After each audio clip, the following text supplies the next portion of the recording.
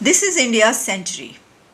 ये इंडिया की सदी है, not decade but this is India century. क्या ये बात हकीकत है? ये सदी इंडिया की सदी बनने जा रही है। इसके ऊपर कुछ सर्वे भी हुए हैं और रिपोर्ट्स भी शाया हुई हैं।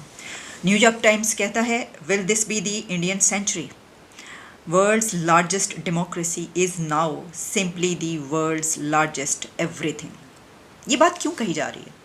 एक ख़ास पॉइंट वो आता है कि जहाँ पर दो कंट्रीज़ जो कि साथ साथ चलते हुए या आगे पीछे कभी होते हुए दिखाई देते हैं कि लगता है कि ये आगे निकल देंगे और अमेरिका के बाद अब यही इस सेंचुरी को आगे चलाएंगे।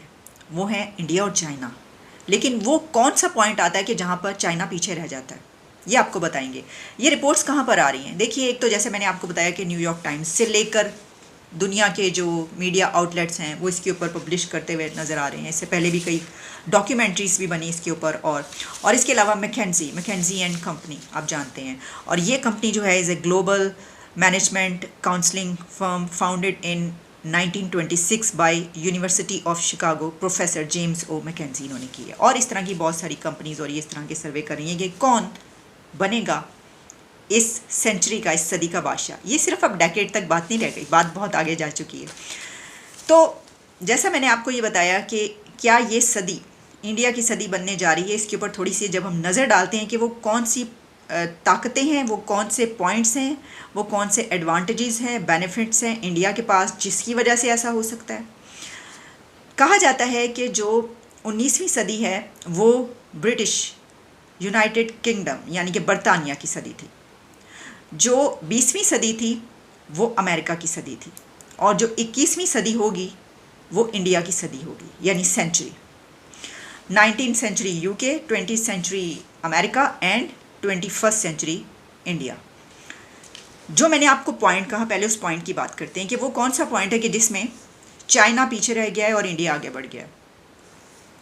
एक ग्राफ आपको नज़र आ रहा है, न्यूयॉर्क टाइम्स की रिपोर्ट में एक ग्राफ है और इसमें आप देख सकते हैं कि एक पॉइंट आता है कि इससे पहले तक चाइना ऊपर जा रहा है और इंडिया भी ऊपर जा रहा है, लेकिन इंडिया उससे नीचे है काफ़ी। लेकिन फिर एक पॉइंट आता है कि जहाँ पर चाइना अचानक से नीचे चला जाता है और इंडिया ऊपर बढ़ता चला जा रहा है। इस वक्त इंडिया की एक सबसे बड़ी पोटेंशियल या ताकत जो उसे मिल चुकी है वो है कि वो चाइना को सरपास कर चुका है अपनी पॉपुलेशन में। India is the most populous country in the world. आबादी के लिहाज से इंडिया सबसे बड़ा मुल्क बन चुका है। अब आप कहेंगे कि आबादी तो कमज़ोरी भी हो सकती है, अगर इतने लोग हो गए हैं तो खिलाएंगे कैसे, क्या करेंगे? तो यही तो वो पॉइंट है कि जहाँ पर इंडिया ने ये कर दिखाया है। और वो इस तरीके से कि देखिए, जब किसी की आबादी सबसे ज़्यादा होती है तो उसके उतने ही क्रेडिट्स भी होते हैं। जिसकी जितनी आबादी होगी दुनिया में उतने ही ज़्यादा वो पोटेंशियल प्रोवाइड कर सकेगा, वो उतना ज़्यादा यूथ दुनिया को दे सकेगा। वो कंट्री जिसकी आबादी सबसे ज़्यादा होगी वो दुनिया के प्रॉब्लम्स की सलूशन पेश कर सकेगा, उसकी टेक्नोलॉजी सबसे ज़्यादा दुनिया में पहुंचेगी, उसकी एजुकेशन को दुनिया सराहेगी और उसके लोग पूरी दुनिया में सबसे ज़्यादा काम करते हुए नज़र आ रहे होंगे।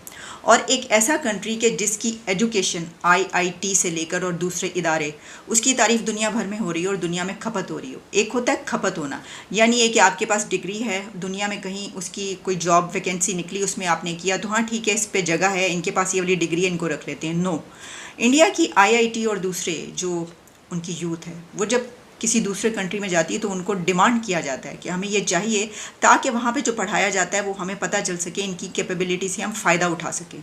ये हो चुका है अब दुनिया में। और इसी के साथ टेक्नोलॉजी, इकोनॉमी। आप देखिए कि इस वक्त पूरी दुनिया पर कौन रूल कर रहा है?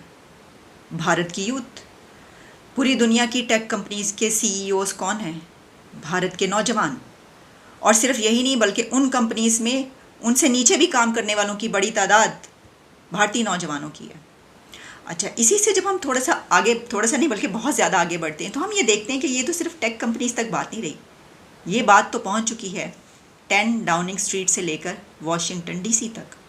क्योंकि हमें इस वक्त जो हुकूमतें कर रहे हैं दुनिया पर, उनमें वाइस प्रेसिडेंट से लेकर और जितने बड़े बड़े ओहदे हैं उन पे इंडियन लोग ही नज़र आ रहे हैं। आप ऋषि सुनक से शुरू हो जाइए और पहुंचिए आप कैमला हारिस तक। तो अभी तो आपको शायद आपको मालूम हो या ना मालूम हो कि क्या प्रेसिडेंट भी अमेरिका का इंडिया का कोई बन सकता है। इसकी वजह यह है कि जब आप देखते हैं कि 2024 के इलेक्शन की रेस में कंटेस्टेंट्स कौन है, तो उसमें इंडिया का एक नाम सामने आता है और वो है विवेक रामास्वामी। अब विवेक का कितना ब्राइट चांस है या नहीं है, लेकिन वो इलेक्शन की इस दौड़ में शामिल होंगे। और जब मैंने उनको देखा तो मुझे लगा कि जिस तरीके से पहली मर्तबा ओबामा ने इलेक्शन लड़ा था और बहुत ही वो एनर्जेटिक और एक ऐसे कैंडिडेट के तौर पर सामने आए थे जिनमें बहुत पोटेंशियल नज़र आ रही थी, लग रहा था कि भाई इस मर्तबा जो है वो अमेरिका का प्रेसिडेंट ब्लैक होगा, और वो हुआ। तो क्या आगे अब प्रेसिडेंट भी इंडिया का हो सकता है वाइस प्रेसिडेंट के अलावा? तो ये तमाम वो लॉजिक्स और रीजंस हैं जिसकी बिना पर ये कहा जा रहा है कि ये सदी और ये सेंचुरी जो है वो इंडिया की है। बड़ा ग्रुप उठा लीजिए, G7, G20 की प्रेसिडेंसी, क्वाड, SCO, और फिर अब जो परमानेंट सीट की बात की जा रही है, वो कौन सा ऐसा ग्रुप है जिसमें इंडिया शामिल ना हो, बल्कि इंडिया उसको रूल ना कर रहा हो। इंडिया की चलती है, उसकी बात मानी जाती है। और जब हम ये देखते हैं कि चाइना के पास क्या एडवांटेजेस हैं, उसके पास क्या पॉजिटिव पॉइंट्स है इसमें आगे बढ़ने के लिए, क्योंकि अभी हम ये तो नहीं कह रहे, माइनस तो नहीं कर रहे, लेकिन हम ये कह रहे हैं, दुनिया ये कह रही है कि ऐसा नज़र आ रहा है। यहाँ पर ये इंडिया ने एक बड़ा काम कर दिखाया है। As the country lifts itself from deepest poverty and they have world's biggest workforce is leading some to hope for an Indian century in the making. उन्होंने गुर्बत को ख़त्म करके, गुर्बत पे जो काबू पाया है, वो सबसे बड़ी कमज़ोरी थी उनकी कि इतनी आबादी और इतनी गुर्बत, तो ये तो हो नहीं सकता।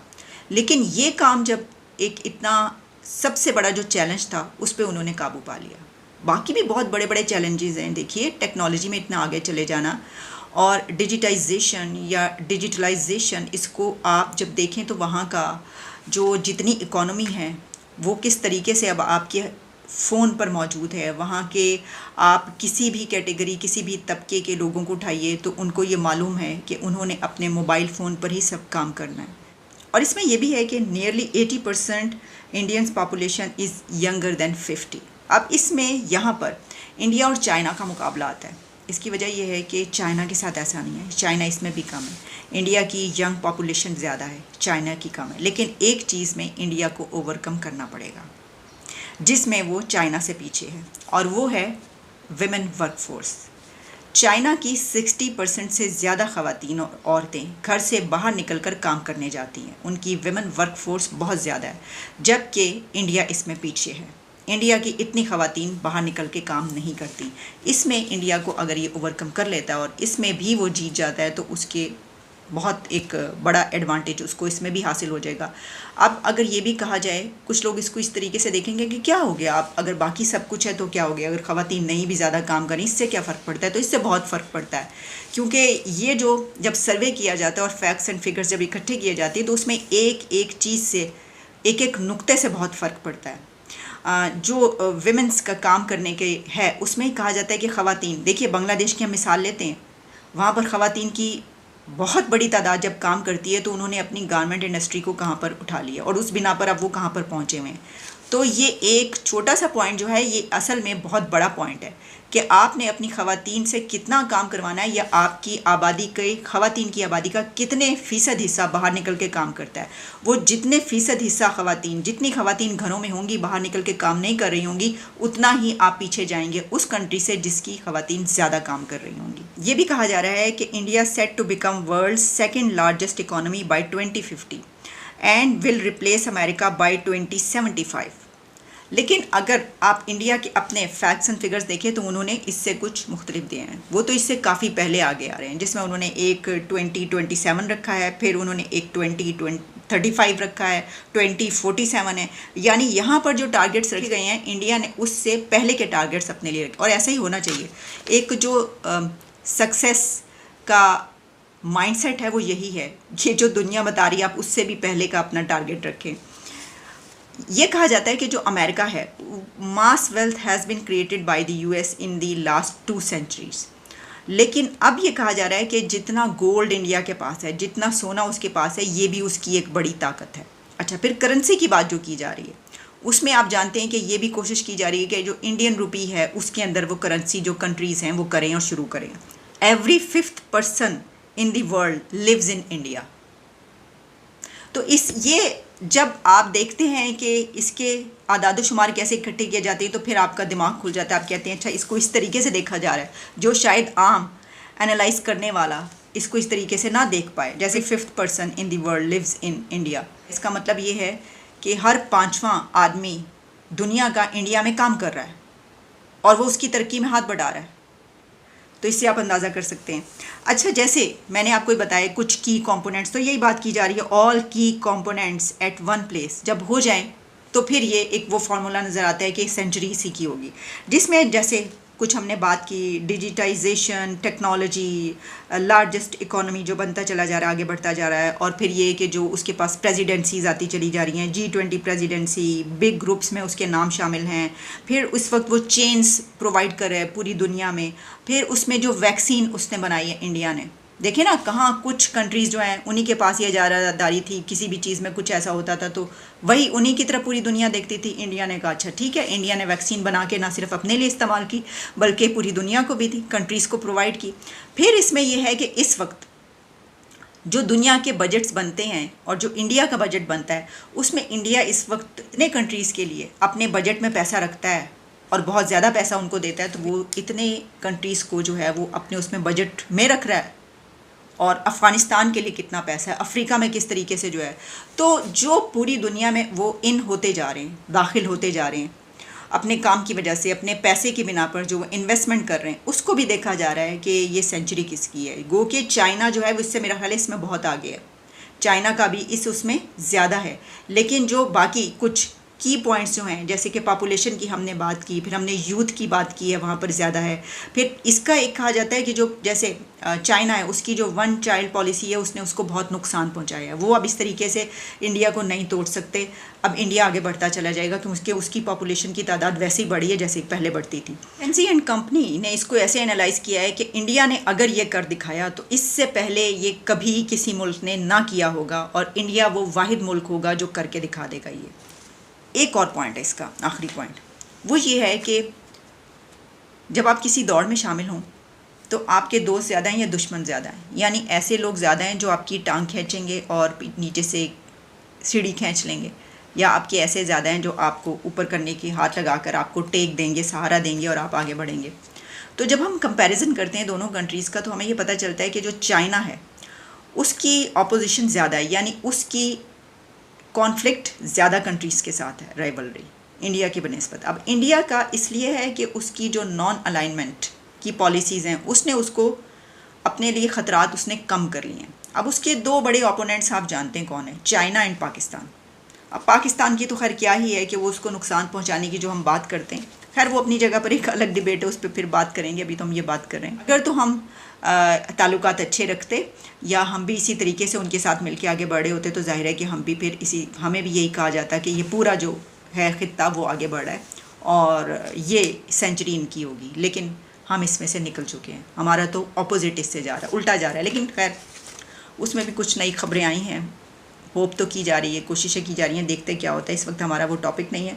ये जो हम बात कर रहे थे दोबारा उसी पॉइंट्स पर आते हैं कि चाइना की राइवलरी हम देखते हैं कि ताइवान के साथ भी है, अमेरिका के साथ भी है, रशिया के साथ अभी उसके ताल्लुकात बेहतर हुए हैं, लेकिन काफ़ी ऐसे कंट्रीज़ हैं जिसके साथ चाइना की नहीं बनती, उसकी बहुत कॉन्फ्लिक्ट है। और ये भी आपको पता है कि अमेरिका के साथ जितने कंट्रीज़ होंगे तो अमेरिका जिसके ख़िलाफ़ है वो कंट्रीज़ भी उसके ख़िलाफ़ होंगे। और जैसे कि हमने देखा रशिया और यूक्रेन में अमेरिका के साथ जो यूरोपियन कंट्रीज़ हैं वो सब रशिया के ख़िलाफ़ हैं। इसी तरीके से चाइना के साथ, चाइना कोई पंगा लेता है, चाइना कुछ करता है, यानी कि जिस तरह की बात की जाती है वो कहता है कि ताइवान वगैरह, तो आप देखिएगा वो मौका उस वक्त ऐसा आएगा कि आप देखेंगे कि तमाम कंट्रीज़ अमेरिका के साथ खड़े हैं। तो दौड़ में जीतने के लिए ये भी ज़रूरी है कि आप अपने दुश्मन कम से कम बनाएं और अपने दोस्त ज़्यादा बनाएं जो आपको सहारा दे के आगे बढ़ा सके, जिनको पता हो कि जब ये बढ़ेगा तो हमें फ़ायदा होगा। तो जो इस वक्त एक बड़ा टिल्ट नज़र आया है इस सेंचुरी को, जो ये कहा जा रहा है कि ये इंडिया के नाम होगी, उसमें ये वाला एक अलाइनमेंट भी मेरा ख्याल है कि बहुत बड़ा रोल प्ले करेगी कि अमेरिका और इंडिया साथ हो गए।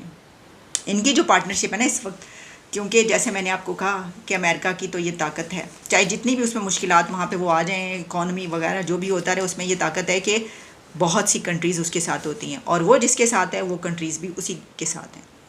तो जनाब ये है सूरत हाल।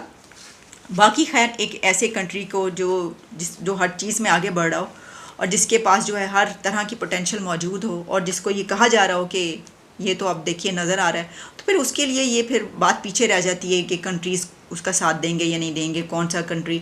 लेकिन वो तो 1 और 2 मिलियन जॉब्स जो है वो क्रिएट कर रहा है आज की सबसे बड़ी सुपर पावर के लिए। तो फिर तो बाकी बात ही पीछे रह जाती। मतलब अपने मुल्क के लिए तो वो क्या कुछ कर सकता है, वो तो दूसरे कंट्रीज़ के लिए क्या कर रहा है। मैंने आपको बताया कि बजट उनका किस तरीके से बनता है। तो ये सब वो की पॉइंट्स हैं जिसकी बिना पर ये कहा जा रहा है कि इंडिया जो है ये सदी जो है वो इंडिया के नाम होगी। इजाज़त दें।